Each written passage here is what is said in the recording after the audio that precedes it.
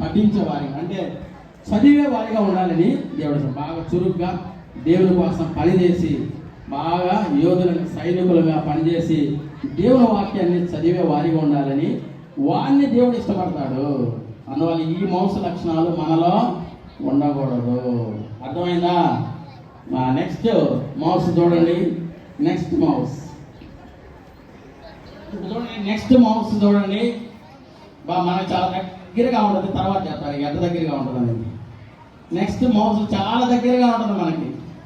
ఎందుకంటే దీన్ని distracted mouse అంటారు. ఇప్పుడు చూడండి, ఇది ఇతరులను డిస్టర్బెన్స్ చేస్తూ ఉంటాడు. కుదురుగా వచ్చింది. ఇది ఎక్కువగా తరచుగా మందిరానికి వెళ్ళింది. ఈ మౌస్ తరచుగా మందిరానికి వెళ్తుంది. అక్కడికి వెళ్ళిన తర్వాత ఈ మౌస్ చేసే పని ఏంటిది అని అంటే, ఏనండి జాగ్రత్తగా మీకు దగ్గరగా ఉంటుందని చెప్పారు. చూడండి, అక్కడ మందిరానికి వెళ్ళిన తర్వాత ఒకటే మాట్లాడటం. ఈ మందిరానికి ఎందుకు వచ్చింది?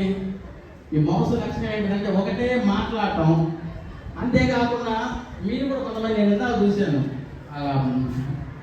ఖాళీ టైం ఒకడు మీరు కూడా ఈ వీడియోస్కి వచ్చేటప్పుడు నోట్బుక్ పెన్ను కొత్తది ఇంటికాడ వాళ్ళు బాగా కొని పంపించారు. ఆ నోట్బుక్గా ఉన్న పెన్ను బాగుందా, అదే పెన్ను గరుగ్గా తయారైందా, నోట్బుక్ సగం తిరిగిపోయిందా చెప్పండి.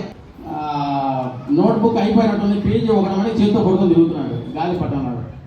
అందువల్ల ఇది కూడా మందిరానికి వెళ్తేనేమో మాట్లాడటం ఎక్కువ చేసింది, నోట్బుక్ని రాయటం వదిలేసి దాన్ని ఎక్కడెక్కడో దానికి సంబంధించినవన్నీ దాంట్లో ఉండవు నోట్.